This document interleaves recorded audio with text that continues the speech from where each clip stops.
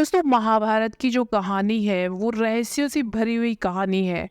दोस्तों महाभारत का युद्ध पौराणिक युग में लड़ा गया सबसे बड़ा युद्ध था, जिसमें लाखों की संख्या में योद्धा वीरगति को प्राप्त हुए। तो इस युद्ध की विभीषिका ने संपूर्ण भारतवर्ष को लगभग योद्धा विहीन कर दिया। दोस्तों कुरुक्षेत्र में भाग लेने वाले सभी योद्धा पुरुष थे, लेकिन दर्शकों क्या आप लोग जानते हैं कि युद्ध के बाद जो वीरगति को प्राप्त हो गए थे सैनिक, उसके बाद उनकी पत्नियों का क्या हुआ। महाभारत के युद्ध में लाखों की संख्या में सैनिक मारे गए थे। उसके बाद जो उनकी पत्नियां थी, उनकी विधवाएं थी, तो उनका क्या हुआ। तो दोस्तों आज की वीडियो में आपको हम इसी बारे में बताएंगे, तो वीडियो में बने रहिए हमारे साथ एंड तक। और अगर अभी तक आपने चैनल को सब्सक्राइब नहीं किया है तो कर लीजिएगा। दोस्तों इस कथा का वर्णन महाभारत ग्रंथ की जो आश्रमवासी पर्व की 33वें अध्याय में पढ़ने को मिलता है। दोस्तों कथा के अनुसार जब महाभारत का युद्ध हुआ, उसके बाद पांडु के जो पुत्र युधिष्ठिर को हस्तिनापुर के नरेश बनाया गया। दोस्तों उनका राज्याभिषेक हुआ। उसके बाद पांचों पांडव राजकाज के साथ साथ अपनी बड़ी माता गांधारी और बड़े पिता धृतराष्ट्र और उनकी माता कुंती के साथ दिन रात सेवा किए करते थे। दोस्तों पांडवों की सेवा से धृतराष्ट्र और गांधारी धीरे धीरे अपने पुत्रों के शोक से बाहर आ गए। दोस्तों इसी तरह 15 वर्ष का समय बीत गया। तब एक दिन धृतराष्ट्र ने युधिष्ठिर से कहा, हे युधिष्ठिर, अब हम बचा हुआ जीवन अपना वन में बिताएंगे, इसलिए हमको जाने की आज्ञा दे दो। तो अपने बड़े पिता की बातों को सुनकर युधिष्ठिर को काफ़ी ज़्यादा दुख हुआ, लेकिन लोगों की समझाने पर उन्होंने धृतराष्ट्र सहित गांधारी और माता कुंती और सबको वन जाने की आज्ञा दे दी। दोस्तों उसके अगले दिन धृतराष्ट्र, गांधारी, कुंती और विदुर और संजय सन्यासी का रूप धारण करके वन को प्रस्थान कर गए।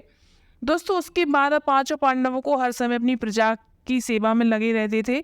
पांडवों की सेवा से हस्तिनापुर की प्रजा तो खुश थी, लेकिन अपने युद्ध में विधवा हुई स्त्रियों के शोक में अक्सर रोया करती थी, पर इसका आभास अपने राजा को नहीं होने देती थी। कुछ समय बाद एक दिन पांडवों में सबसे छोटे सहदेव को माता कुंती से मिलने की इच्छा हुई।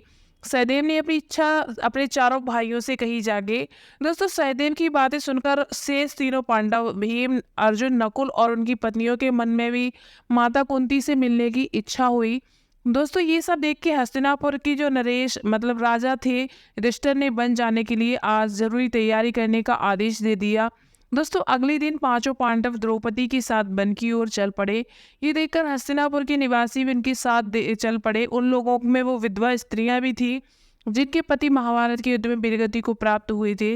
दोस्तों वन पहुंचकर पांचों पांडव उस आश्रम में गए जहां सभी लोग रह रहे थे। बाकी के हस्तिनापुर निवासी उसी आश्रम के आसपास रहने लगे।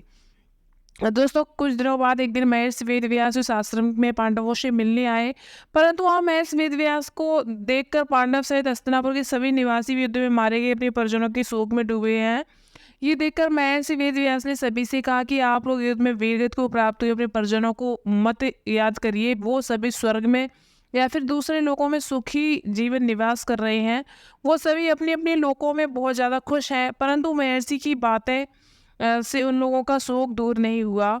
दोस्तों तब महर्षि वेदव्यास ने कहा कि अगर आप लोगों को मेरे द्वारा कही गई बातों पे विश्वास नहीं हो रहा है तो आज रात मैं आप सभी को अपने परिजनों से मिलवाऊंगा। ये सुनकर पांडवों सहित सभी के चेहरों पे हल्की मुस्कान आई। दोस्तों जिस आश्रम के आसपास सभी लोग रह रहे थे वो गंगा नदी के तट पर था। शाम को सूर्यास्त होने से पहले महर्षि वेदव्यास सभी को लेकर गंगा के तट पर पहुंचे। फिर सूर्यास्त के बाद उन्होंने अपने तपोबल से महाभारत युद्ध में मारे गए सभी योद्धाओं का आह्वान किया। महर्षि के आह्वान से सभी योद्धा एक एक करके गंगा जल से बाहर निकलने लगे। अपने मरे हुए परिजनों को अपने सामने खड़ा हुआ देखकर पांडव सहित और हस्तिनापुर के सभी लोग खुश हो गए। फिर सभी ने अपने परिजनों से बात की, तब जाकर उनको विश्वास हो गया कि उनके बंधु बांधव मृत्युलोक में सभी कष्टों से मुक्ति पाकर अपने अपने लोकों में प्रसन्नता पूर्वक रह रहे हैं। उसके बाद सबके मन में अपने परिजनों के लिए शोक व्याप्त था, वो खत्म हो गया। दोस्तों कुछ समय बाद युद्ध में मारे गए योद्धा एक एक करके गंगा जल में डुबकी लगाकर अदृश्य होने लगे। ये देखकर महर्षि वेदव्यास ने विधवा स्त्रियों से कहा कि जो स्त्रियां अपनी पत्नी के साथ उनके लोक जाना चाहती हैं वो गंगा के इस पवित्र जल में अपना जीवन त्याग कर जा सकती हैं। दोस्तों महर्षि ने जब इतना कहा तो सभी विधवा स्त्रियों ने गंगा के जल में डुबकी लगाकर अपने जीवन को त्याग दिया और सभी स्त्रियां अपने पति के साथ उनके साथ लोक को चली गई। दोस्तों ऐसा ही कहा गया है महाभारत की कहानी में।